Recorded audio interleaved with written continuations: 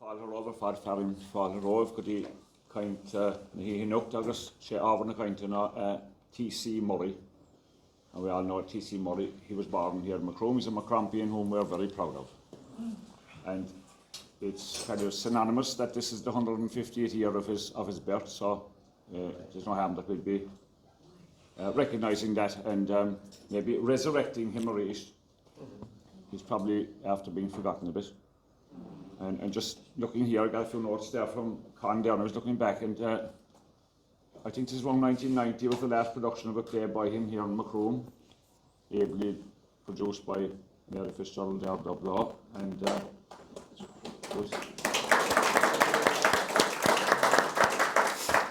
I know Pat Sheehy was involved as well, and John Vaughan. So it's no harm again that we have the new Priory Gap opening again, and maybe it would be something to think of, something that should be thought of, that we do a production of some play by T.C. Murray again to mark his 150th year. I confess to knowing very little about him. In fact, I'm only living a few doors away from John O'Brien. Down myself would be very, very close neighbours of him where he was born and reared. His family moved to Macroom, apparently, and that they were Irish speakers, his parents, before they came to Macroom, but they stopped speaking Irish when they came to the business. They opened a business there, and they stopped speaking Irish for some reason. Yeah. Business before pleasure. Business before pleasure.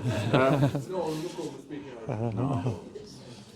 So the format of our night is that Jim will talk for around 40 minutes, and after that we'll have a few questions. If anyone has questions to ask.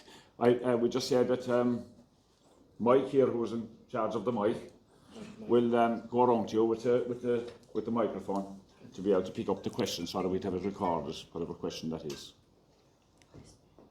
I hand you, Jim. Great. Oh, sorry. Turn off these jokes. Thanks, Jim. Okay. Well, Maradurt Joe Falterove, welcome and thank you very much for coming out tonight, and hopefully you'll be a little bit wiser, if not entertained at the end of it. I intend to start with some biographical facts about T.C. Murray, and then I will deal with one play and his novel, Spring Horizon, and then I'll talk about him as his place in Irish literature, and we'll see where we go from there. So maybe 35 minutes or whatever, and then afterwards if you're very good, I'll show you pictures, and if it all works okay, there are about 20 or 30 slides that help to illuminate some of the photos, and we'll see. So Thomas Cornelius Murray was born on the 17th of January 1873. He was the seventh of 11 children. His parents, Cornelius, and his mother, Honora Kelleher from Coolivookie, had moved from Kilnamartyra and must have been very enterprising and ambitious to open a meal and flour cum general store in a large premises in Pound Lane, now New Street. This was very soon after the famine and an extraordinary achievement at the time. And I'm going to mention a few things about the famine just to show the context of the world he was born into. Apart from the poverty, misery, disease, immigration and death during the famine, there was a residual, often unconscious shame attached to it. Some were ashamed they hadn't coped better, fought back and took back the large quantities of food that were being exported. Others were ashamed that they had survived and in some cases thrived on the misfortune of their neighbours. Now, I'm not inferring anything as regards the Murray family in that sense. I'm just saying it in terms of the famine. This was only 20 years after the famine. And a good way to think of the famine is to remember that approximately 550 people died every single day on average, for 5 years. So that sort of puts it in perspective. And the overall political scheme, Michael Galvin covered very well in the last talk, the Fenians and the land war and all of that, so I'm not going to delve into that. So, Tom T.C. Murray, he attended Macroom National School and was, by all accounts, a diligent student. He read everything he could lay hands on. He had access to the periodicals and newspapers of the time at home, plus a lending library in the convent. And I think this lending library lasted up until the 50s, because I remember about 25 years ago, I bought the end of it, and it was all the safe sort of Catholic authors of the late 19th century, Hilaire Belloc and Chesterton, and those, as I say, who were very popular in their day. Anyway, he got a scholarship to St. Pat's in Drumcondra, which had been established in 1875, and became the main educator of male primary teachers in Ireland. T.C. graduated as a teacher at the age of 20 in 1893. 6 of his siblings also became teachers. They thought it was a more secure job than farming, where you'd be, quote, you'd be dependent on the way the wind do be blowing. And things haven't changed much there.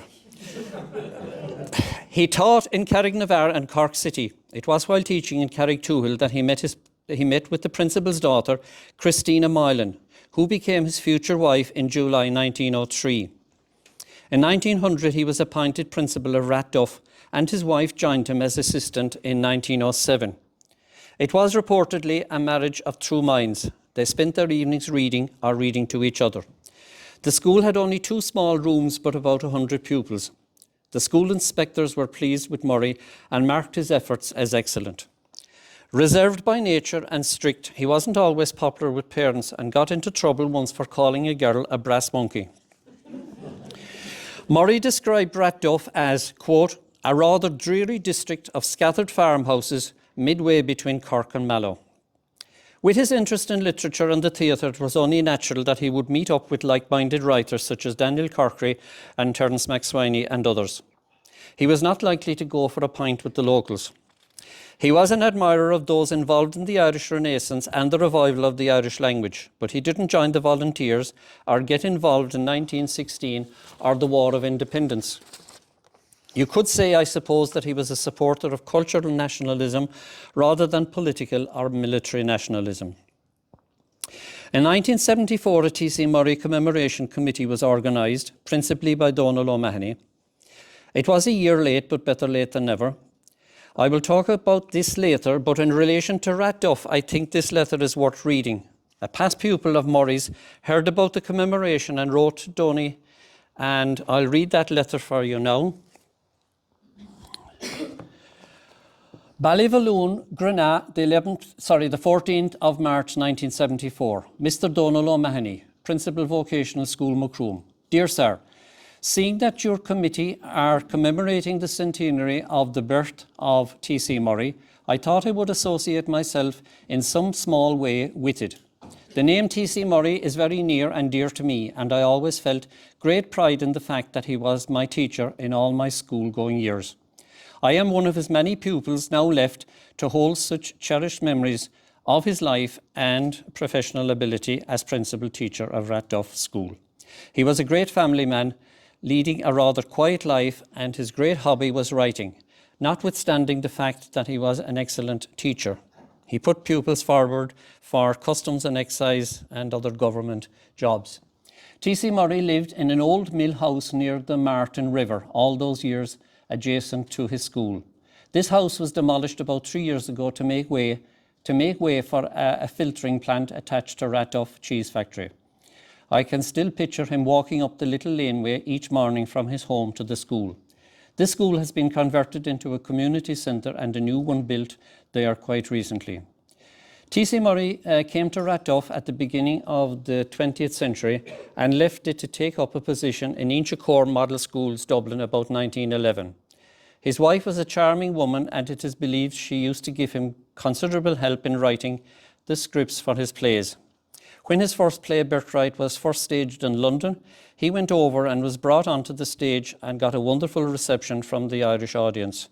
Yours sincerely, John M. Buckley. So that's Ratduff. His play, The Wheel of Fortune, was produced in 1909 when he was 36. His next play, Birthright, was produced in 1911. Around this time, he complains how difficult it is to write after the demanding day teaching, and he had 4 children from 6 months to 6 years. His daughter Pauline, who became a nun, says he found it hard to concentrate and would admonish the children with, "Will you not have the grace of God about you?" This is a quotation from the Briery Gap where Father Coyne is browbeating Morgan into marrying his pregnant girlfriend. Murray continued to read and study plays and kept writing. The family moved to Dublin in 1915 when he was appointed principal of the model schools at Inchicore. Although a conservative and devout Catholic, he had many criticisms of the educational system and its oppressive power over teachers and pupils. It was too rigid and not open to new methodologies. In 1898, in essays in the New Ireland Review, he defended teachers against charges of, quote, idleness and inordinate free time. So nothing new there. Yet he didn't retire until he had completed his 40 years. Okay, so we'll move on to the plays. T.C. Murray wrote 15 plays from the Wheel of Fortune in 1913. It was produced at the Abbey. It was produced in Cork in 1909 and later at the Abbey. To Illumination at the Abbey in 1939. Illumination was never published due to paper shortage during the war. Some, of course, were better than others. But as we'll see from the reviews, Murray was both a popular and a critical success. So let's have a look at the Briery Gap, since it's on everybody's mind at the moment with the new theatre opening. It can be spelled with an A or an E, by the way, but it's E in the title of the play. It was staged in the Abbey in October 1948 with Angela Newman, Philip O'Flynn and Patrick Nolan. Jim Sheridan directed it in the Peacock in 1973 in the context of debates about contraception and the plight of unmarried mothers. It's subtitled A Little Tragedy, and it is set in a remote rural district of South Munster on a summer's evening after heavy rain. Through the gap, one sees a path sloping down towards the river. Joan, a splendid dark-haired girl, is seen standing in the gap. She seems anxious and disturbed. Morgan, her boyfriend, a handsome young man, approaches singing a snatch of a peasant song. We soon learn that Joan is pregnant and desperate to be married before she'd be read off the altar, like what had happened the previous Sunday. Quote, there was many a one not able to draw breath listening to him, and he as good as calling down on her the curse of the Lord God himself. Morgan wants to wait until he inherits his uncle's farm because he fears being disinherited if they bring shame on the family. Quote, if it come to his knowledge what's between us this day, 'tis the door he'd be giving me, straight without as much as a straw off the thatch. The argument continues in this vein for some time. Joan is prepared to sacrifice the farm and the security it would mean for a quick marriage. And farm or no farm, I won't wait any longer. She is willing to immigrate to America or, quote, Australia or whatever place you'd be fancying at all. Look, Morgan, I'd go on my 2 naked feet through the world for you if you'd only save me from the shame that's hanging over me. End of quote. But Morgan, though very willing to marry her, is unable to chance losing the land, and he says they would both regret becoming paupers. When she accuses him of fooling her, he protests. Quote, before God, do you think I do the like of that to any woman walking the world? I tell you, Joan, I tell you, 'tis scalding tears would be running from your eyes one day, and you thinking of the fine living thrown away by the two of us, and all because of the raving of a queer old man of a priest. So who enters the scene now? No surprise there, the priest, of course, Father Coyne. He soon senses that Joan is upset, but Morgan tries to cover up the situation by claiming that the village idiot chased her all the ways down here to the Briery Gap. As the priest is leaving, Joan panics and blurts out her shameful confession to him. I've disgraced your parish, God help me, and have pity on me, Father. And then Father Coyne shouts, my God, and you ask for pity? The like of you deserve no pity, none. The priest then turns sharply to Morgan. Is this true, sir? Morgan holds tough and says, well, and if it is? He continues to argue with the priest, pleading his case that he doesn't want himself or his wife to be paupers. We're used to a better way of life, the two of us, Father. Bad use you have both made of that way of life. Bad use, I tell you. But look here, sir, like it or like it not, I'll not have another scandal in my parish. I won't. He continues to browbeat Morgan, telling him he has dishonoured his family and his mother in heaven, and asks, "Are you going to have the grace of God about you?" Father Kind then says he'll speak to Morgan's uncle. "I hope to talk him over to you." And Morgan bitterly replies, "God help us." Spoiler alert, who knows the ending of the play? I'll tell you anyway. Because Joan didn't trust him, because he believes they are financially ruined, he rejects her. "Let go of me, I say. What right have you now, and you after destroying us both forever?" Joan pleads in desperation, "For Christ's sake, Morgan," a very rare expletive in Murray's works. In fact, I haven't come across any other one, but I wasn't looking for them particularly. Morgan, flinging her away, shouts, "No," and he leaves. Joan, as she looks beyond the gap, quote, "Different ways. There's only the one way for the likes of me. There's a great flood down there, but 'twill wash my sin away, maybe. 'Tis the hard penance, and I so young. But what matter now?" She blesses herself very slowly. "The Lord have mercy on my soul." With sad, quiet eyes, she passes through the Briery Gap, pausing an instant, half expectant, and then slowly disappearing. Though the play was written in 1913 and published in Spring and Other Plays in 1917, it was not produced at the Abbey until 1948. A second edition of the play was published in 1926, and the ending is significantly different because Joan now decides to endure the shame rather than take her own life. Quote, "There's a great flood down there, but how could I face the Almighty? I must only go on and weather the shame. God pity me. 'Tis the hard penance, and I so young." The prevailing culture, of course, at the time, influenced and enforced by the church, meant that pregnancy outside marriage and suicide were both mortal sins and brought great shame on the individuals concerned, their families, their church, and the whole community.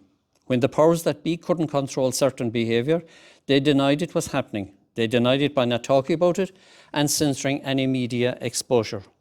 I'm surprised it was produced in 1948 because Morgan calls Father Kind's sermon the raving of a queer old man. Writers have been banned for less.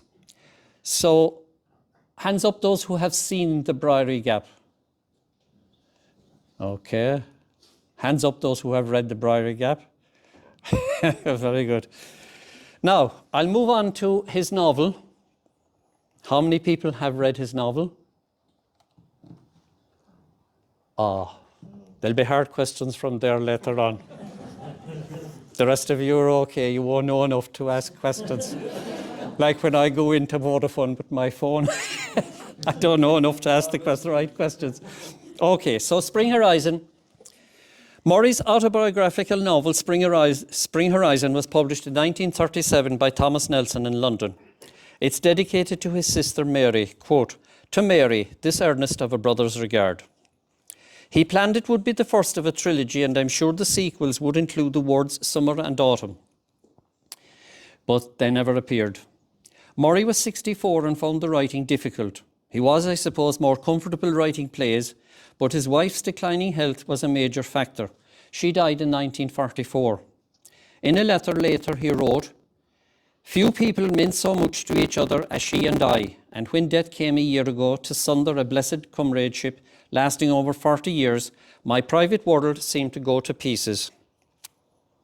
A further personal blow was to hit the family in 1951, when his only son, Niall, aged 44, died of cancer, leaving a wife and 2 sons. Again he wrote, "His loss has been a source of such pain of mind that I wonder if so deep a wound will ever be staunched." Then one of his daughters, Pauline, was a poor Clare nun, and she and 6 others, they were sent off to Australia, which back then they were unlikely to come home anytime soon. Now, to get back to the novel, I'm not a fan of autobiographical novels, romantic comedies, or musical dramas, because too often they are neither one thing nor the other. However, who am I against so many? Patrick Cavaday claimed that there was more truth in his novel Tarry Flynn than in his autobiography The Green Fool. The case can be made that fiction, especially a novel, can convey an emotional truth, a cultural truth, or even a historical truth as good sometimes as non-fiction. In relation to Spring Horizon, where else would you get a better picture of Macroom or any small Irish town in the 1880s? If you ever get to read it as a novel, but enjoy the parallels between the fictional Carberry Moor of the novel and Macroom. Of the people in Carberry Moor, he says, most of its elders had been country bred, and their roots were still in the soil. All their people lived on the land. Every subtle change of mood in their kinsfolk in the fields had its reflection in the town. So, Stephen Mangan is 14 years of age and the main character. He has two brothers, Owen and Gary.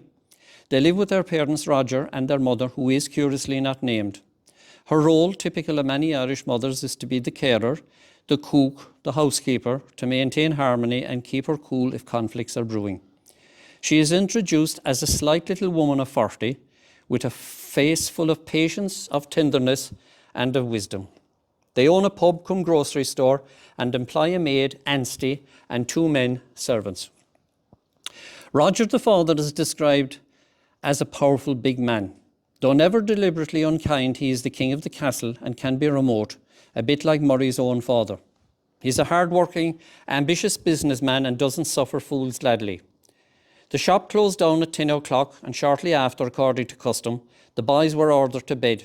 Their father's supper was delayed till that late hour. He liked to have his meals undisturbed and never supped till his sons had all gone upstairs to their rooms. Owen, Stephen's brother, followed the local harriers and wanted a dog, but his father sternly refused his appeal, saying, "Dogs are a nuisance and I'll not have one upsetting the house." Murray himself wrote that his own father wouldn't allow him to have a dog. So Stephen, our main character, comes across as a religious, imaginative, inquisitive, and somewhat timid boy.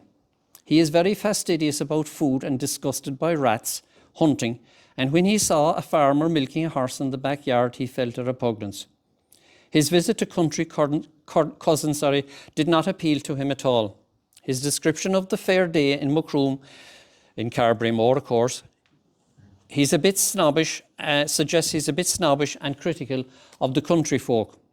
Quote, as he made his way through the streets, the heavy reek of human sweat, mingling with the sour stench of beer, came to him from the open doors of pubs. Bars and tap rooms were crowded, and at times he could hear, amid the babble, the long melancholy quaver of some traditional song. Men were hanging on each other or holding hands with the slobbering affection which drink engenders, while their wives and daughters, patient beyond thought, looked at each other forlornly and endured the maudlin spectacle. I don't know why I'm laughing. It was no fun for the women especially. Whether things have improved or not, we hope they have. Probably the women are inside with the men now. Anyway, Stephen goes to school, right? And listen to this. Over the bridge, over the Alling River, up Rock Street, across Market Square, along Main Street, and into Rubbleton Lane, which of course would correspond with Barrett's Place now. And quotation, it was the last place under heaven in which young life should be housed during its most formative years. The school is at the end of a cul-de-sac of squalid little houses occupied mostly by cobblers and nailers. Stephen describes it as dismal and shabby. In his first day in senior school with Mr. Hill, it doesn't start off very well. Mr. Hill is stricter, but especially more sarcastic than his previous teacher, Mr. Wiseman.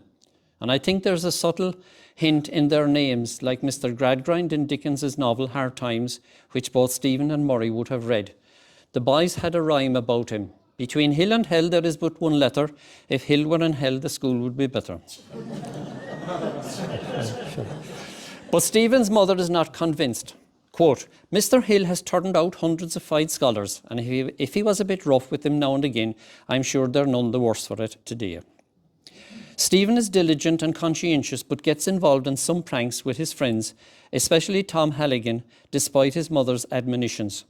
They robbed an orchard and they tried forming an illegal secret society to change and improve the world. They even try to make dynamite using a concoction of sulphur, saltpeter and charcoal, but it fails to ignite. There are references to the agrarian dispute, but they are more inspired by tone and image.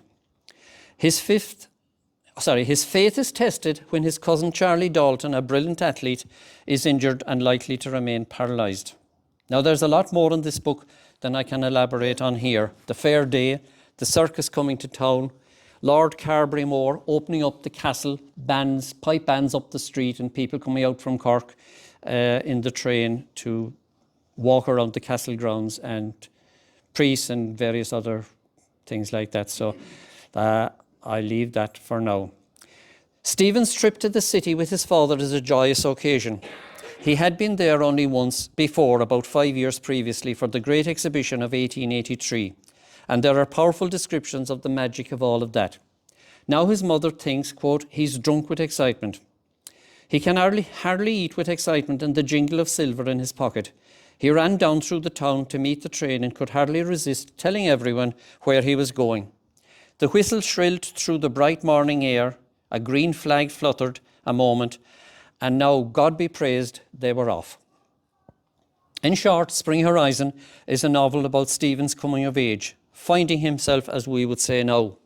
He had to find himself within the family home and within the confines of a small, closely knit community. Now people travel around the world for a few years. One thing he didn't want was to be a monitor, a kind of apprenticeship teacher in the school with Mr. Hill. His father is enraged that he would refuse such an honour and opportunity. Stephen bursts out of the house in a typical teenage fury and thinks of running away from home. Quote, he would never forget that glowering look on his father's face, who till that hour had never been crossed. His commands had never been crossed, however exacting, had never been questioned by one of his 3 sons. He had threatened to use the whip, a threat he had never used before. Well, let him. End of quote. It's a novel about, as I said, growing up, about family life and relationships, about social life at the end of the 19th century, commerce, fairs, education, religion.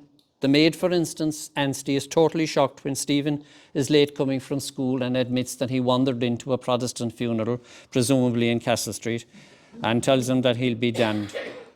Town life, country life, matchmaking, entertainment, the big houses, the middle houses, and the poorer cabins. So it is worthy of your attention if you can lay your hands on a copy. I believe, or at least I think, what happened is that the printing presses were bombed in London during the war, and they never got around to reprinting it in any format. So it is quite scarce, but not impossible. Now, let's move on to view T.C. Murray as the Abbey playwright, and as he was described in a book about him by Albert de Giacomo, the voice of rural Ireland. What was or is T.C. Murray's place in Irish literature? The Abbey Theatre was founded in 1904 by W.B. Yeats, Lady Gregory, Edward Martyn and George Moore. They hoped to produce the type of plays that would reflect and promote the best of Irish culture and tradition. It was and is the national theatre, and to have one's work produced there was no small honour. Comparing writers is like comparing oranges and apples, really, but I think Murray could hold his own with many of those early Abbey playwrights. Yeats, seeing Lady Gregory, Shaw, Higgins, Cousins, Lennox Robinson, Padraig Cullum, MacDonagh, Dunsany, etc. Except I think perhaps Sean O'Casey's 3 great plays of the 1920s, The Plough and the Stars, Juno and the Peacock, and The Shadow of a Gunman, I think would be better if you can, as I say again, it's an unfair comparison because it's like apples and oranges. Murray was not immune to criticism, of course, but I could spend hours reading out complimentary reviews from critics at home and abroad. Just a random sample of quotes referring to various productions. A powerful play, an extremely sensitive piece of work, an author who combines force and delicacy, one of the strongest dramas in the Abbey repertoire, extreme naturalness of language. In 1949, he was awarded an honorary doctorate of literature by the National University of Ireland. His immediate reaction was to decline the offer. He thought that, and I quote, The range of my work and the reach of my intellect could never justify such a distinction. He was anxious and stressed about the public event, but having been persuaded to go, he was glad he did. He enjoyed meeting De Valera, he said, at the ceremony, whom he found ever so agreeable. In his address, Professor Hogan listed his many literary achievements, but said that it is as a dramatist he will be principally known. Quote, Mr. Murray's plays are absolutely faithful to the manners and speech of County Cork. But he added that his themes and characters were not just local, they had a universality, and that, quote, Mr. Murray has gained an assured place in the history of Irish letters. His plays have been produced at home and abroad and translated into various languages, and amateur drama groups have staged his plays regularly over the years, especially Autumn Fire and Spring. Two excellent plays I haven't time to deal with tonight. In 1974, as I said earlier, Donal O'Mahony, principal of Mackegan College, formed a T.C. Murray commemorative group, which on reflection was a big undertaking considering the shoestring budget available. I regret not having taken photographs, but I did put together 2 albums of clippings, which are better than nothing, which somebody can have a look at afterwards if they want to. On one night, Portlaw Dramatic Society performed Autumn Fire. Another night, 3 one-act plays were staged, including Spring by locals. There was a booklet, an art exhibition, and a symposium on Murray. Later, on the 8th of June in '74, a group from Mill Street put on the Irish version of Autumn Fire, and Ballyvourney staged an Irish version of The Briary Gap. I have the poster, but I have no memory whatever of it. Otherwise, I mustn't have been there. I hope I wasn't there, that it completely passed through me. Autumn Fire was produced in St. Catherine's Hall in May 1990, directed by Mary Fitzgerald and starring the great Roger Healy as Owen Keegan. You'll see the rest of the cast and the programme on a slide later. There was another production in 2010, which is much more recent, and I'm hoping someone remembers some details because I can't.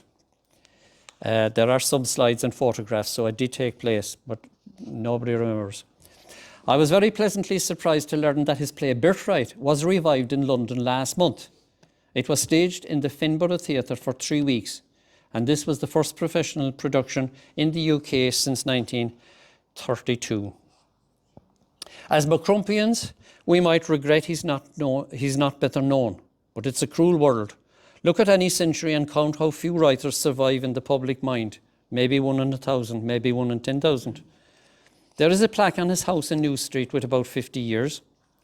The new housing estate above Oakwood is, in fairness, named Parky Viraha, but many can't spell it and many can't pronounce it, and it's small and discreet, and it's already rusting and looks just miserable. T.C. Murray died in 1959 at the age of 86. The chief mourners were his 4 daughters and 2 brothers. Tributes from the theatre world were genuine and generous. Rutherford Mean, a contemporary writer and playwright, speaks of a modest, gentle, kindly man. Quotation, he saw with the eye of a brilliant surgeon into the innermost thoughts and minds of the characters he created. And the Irish theatre and the Irish audience have lost a great master of dramatic art. Sinna bhfuil Accorda.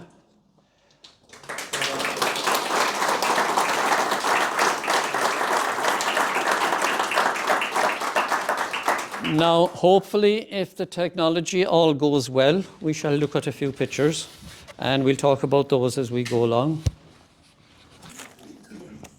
Now, I won't bore you with the details of the complications, but we have, hopefully it will work, but they got mixed up and the various things anyway, so I know what's what.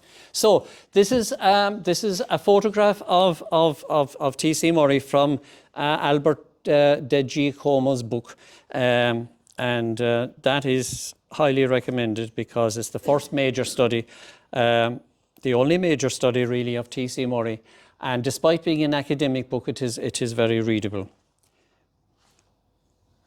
And that was launched here over at the Briary Gap in June 2003.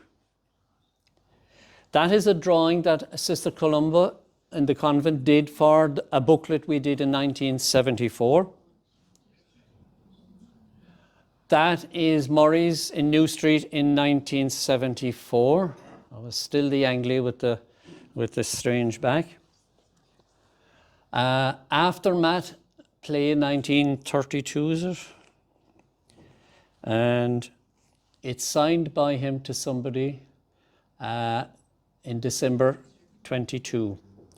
Morris Hart and Bertrand, two famous plays. Michaelmas Eve, another play. Michaelmas Eve was published 1932. Autumn Fire, 1925. Spring and Other Plays, 1917. And again, that's the 1926 edition. The Pipe in the Fields and Bertrand, 1928. The Irish version of Autumn Fire and Aftermath, which was published in 1930, which I stole out of De La Salle.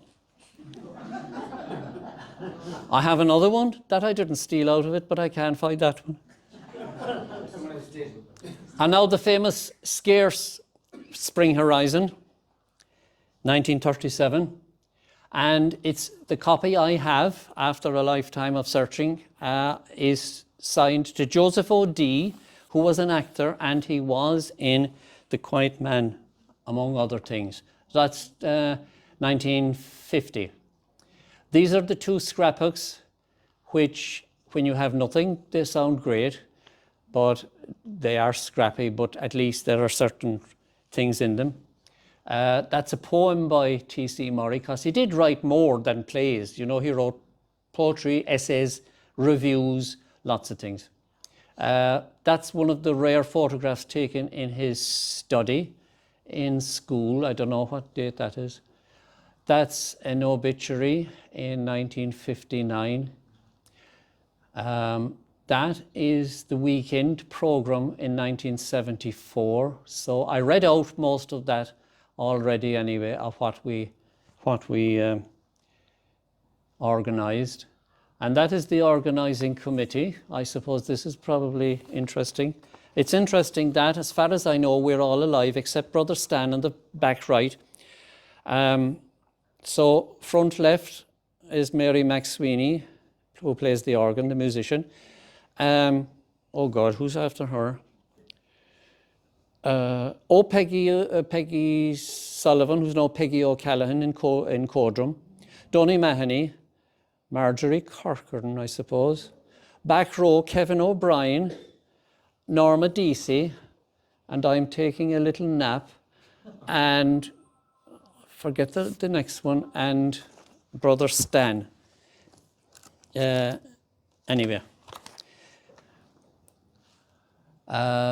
That was the spring that was produced. So Andrish was John O'Connell. Some people would remember him. He used to have a clothes shop in the square where Dan Toomey is now. Siobhan was Peggy Sullivan. Jude was Marjorie Corcoran, Seamus Donald O'Mahony. And Nora was Norma Deasy. And I shouldn't really add this in, but I'm sure they won't be embarrassed at this stage, or he won't be embarrassed. But Donny was on the stage and Peggy was over at the fireplace and Donny forgot his lines. And Peggy's last line was anyway, I don't know. And Donny, there was no response coming from Donny, like he was footering around trying to look busy. And she said, I don't know then. And she said this 3 or 4 times, and eventually Donny said, I must go out for turf, and he went out. Saw his line and came back, and nobody knew the difference. They all thought it was part of the play. Yeah, that was the little booklet we published. They're in houses, I suppose, around someplace, surviving all the time. And the cover drawing was done by Sister Columbo, who was above in the convent. And we had a symposium by Tig Murray in the golf club, and he was no relation, but he knew more than the rest of us about T.C. Murray anyway. And the admission was 50 pence. That's just a group from Portlaw who put on Autumn Fire for us. This is the 1990 production in St. Catherine's Hall. And the cast and the rest of it, we'll see later on, they got divided. But anyway. Oh yes, that's the photograph of the cast there. So it's Michael Healy, Roger Donald Cronin, and is it Michelle Creed? Michelle Creed, I think, yeah. So that's 1990.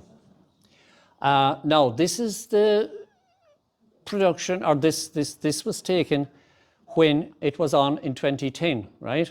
I narrowed it down to 2010 from, curiously enough, a photograph at the back of Rory when he got Player of the Month or Player of the Season or something like that.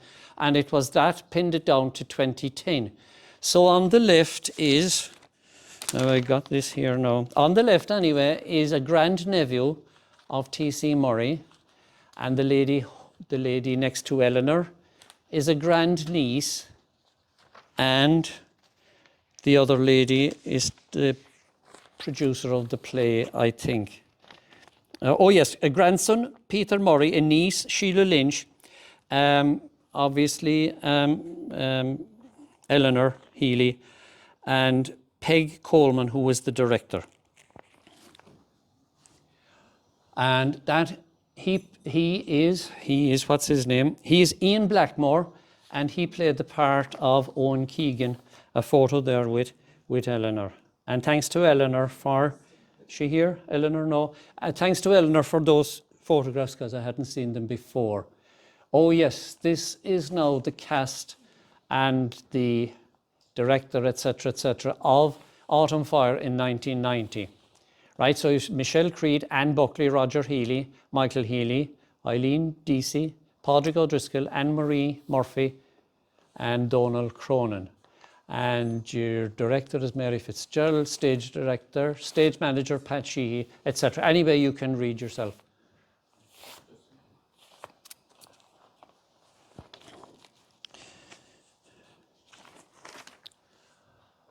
Okay, I'll move on. This was a double page spread in the Cork Weekly Examiner, or the county section they used to have, when Albert de Giacomo's book on T.C. Murray was launched. The big photograph on the left is T.C. Murray photographed in Ratduff National School. And curiously, again, the third person in the back row, the third person in is Buckley. So he might very well be a brother of the Buckley who wrote the letter to Donny back in 1974. And then you have Donny and Albert and Barry O'Brien and some others. Maybe they're in close-up. Yeah, let's see it there. Martin Fitz, Paul Kingston must have been the mayor.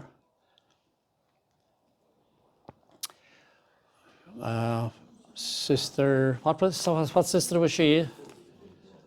And Sean Shannon, Mr. Coakley.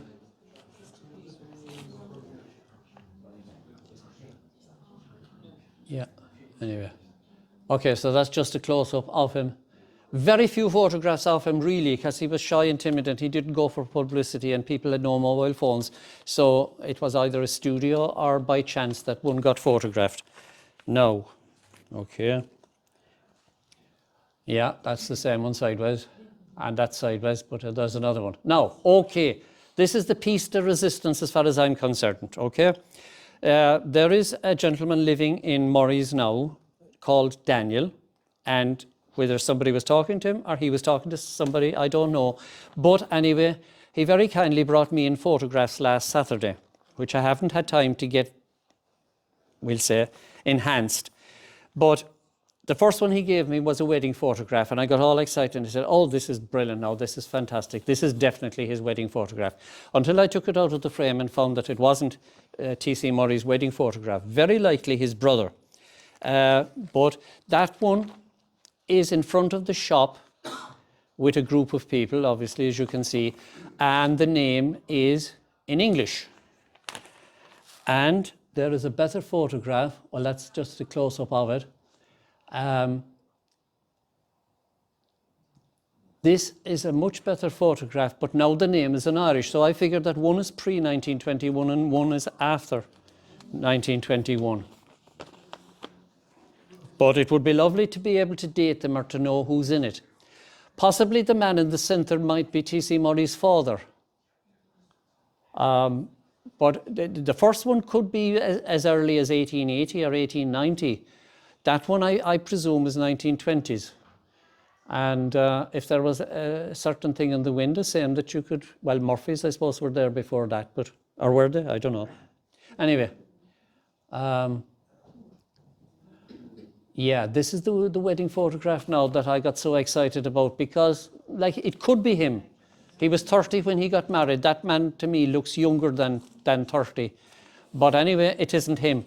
It says on the back, best wishes from Elsie and Michael. So Michael might be his brother. Or he might be God only knows who. Yeah, with best love from Elsie and Michael. May the 22nd. Whether that means 1911 or not, I don't know. It might very well be. And that's another wedding photograph. No idea whatsoever who they are or whatever. But again, it's of that period. And it might be a brother. Could be a sister. And that's written on the back, something Macroom. It's like Miss something Macroom. Yeah, we could be there forever. Now, that's a fine lady. I suspect that's American. And she can only be described now as she would have been before we got politically correct, as a damn fine doll.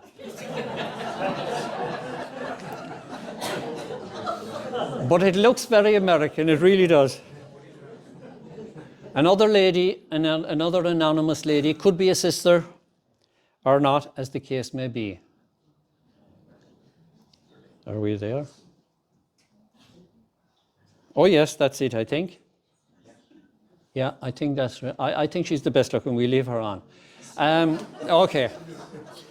All right, thank you very much. I hope there was something in there for you.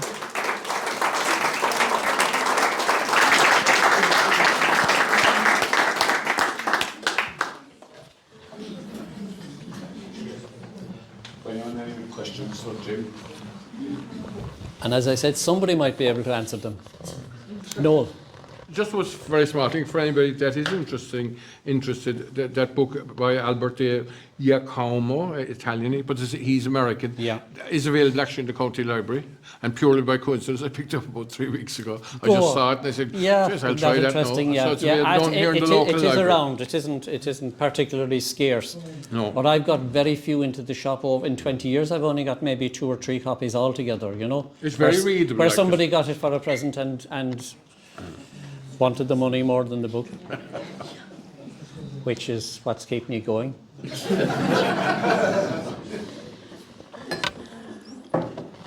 Anything else? All right.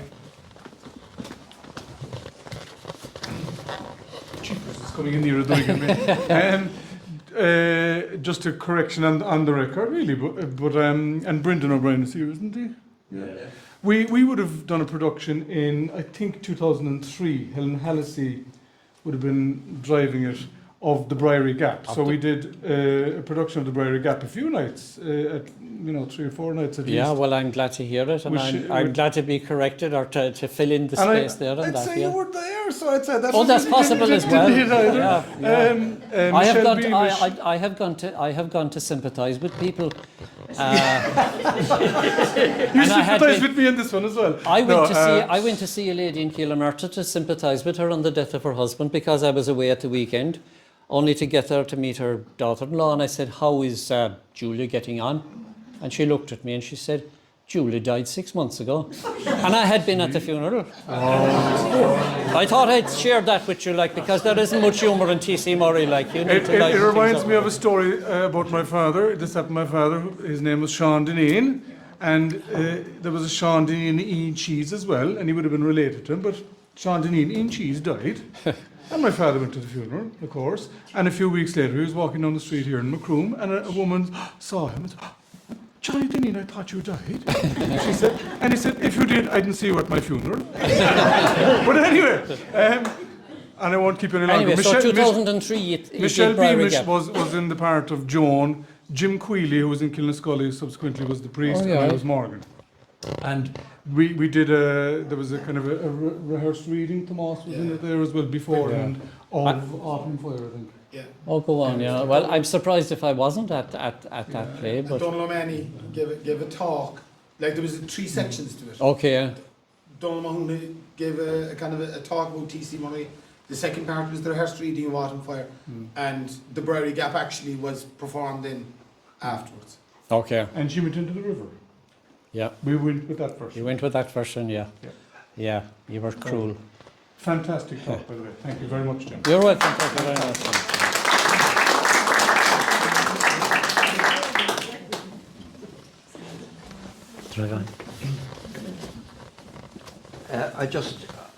I'm just referring back here to what Tomas mentioned a few minutes ago about a rehearsed reading of Autumn Fire. I mentioned some of this to you, Jim, during the week. Because there were 2 or 3 things happening in the Briary Gap that particular night, Helen Hallisey, who is the great name around drama with Mary Fitzgerald, those 2 very particularly in our time. But Helen Hallisey was decided that we would have a filler, and the filler that Tomas is referring to was Autumn Fire, and it meant that 4 of us sat on stools in front of the audience. Now, anybody who's ever been involved in plays would be quite used to sitting down around the table and reading your lines and floating them over and back to each other. But on this particular occasion, it was almost sprung on us.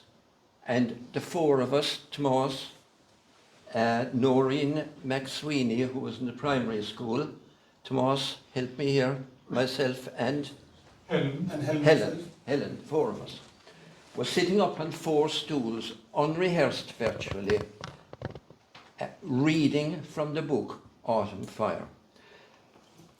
Now, I suppose what I want to say here now is that the power of the lines of Autumn Fire was such that we got into it in a very real way.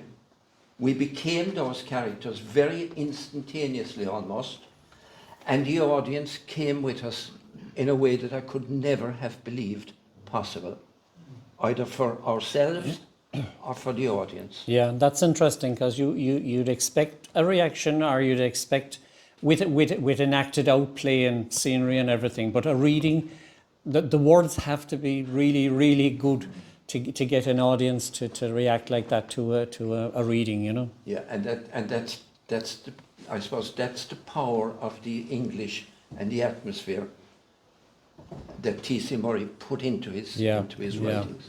Just thought it was worth mentioning. Yeah, thanks, Brendan. Yeah.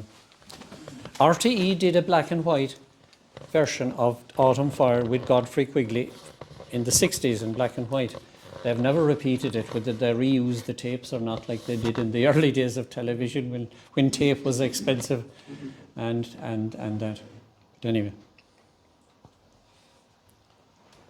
Jim, I think T.C. Murray had a very difficult relationship with his manager, with the priest in his school. Oh, I believe so. Yeah, And I believe so.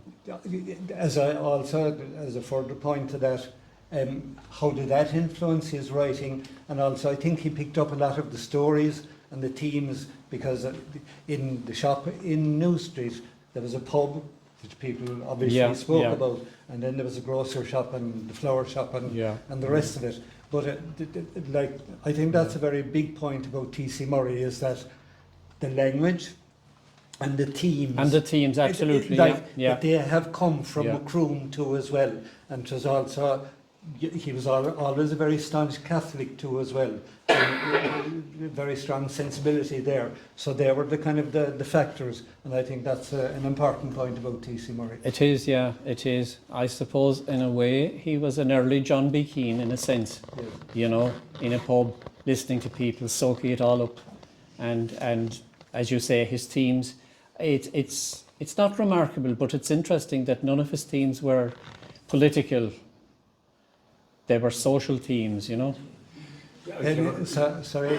he wrote a play, didn't he, The Surf, about his experience in Ratduff. But apparently it was unbalanced because he felt so strongly Yeah, about it. yeah, like, yeah. and I don't think it was ever presented like Yeah, him. and he was, I suppose, shy is too simple a word, but he didn't rock the boat like publicly, you know.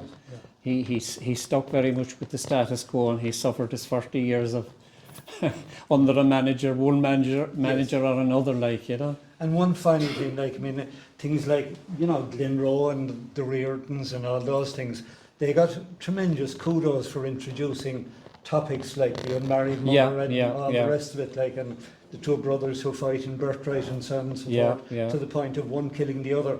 But he was writing about that 50, 60 years before. He was, that. yeah. You see, there's nothing new under the sun, really. It's only the format or the shape or the language that changes.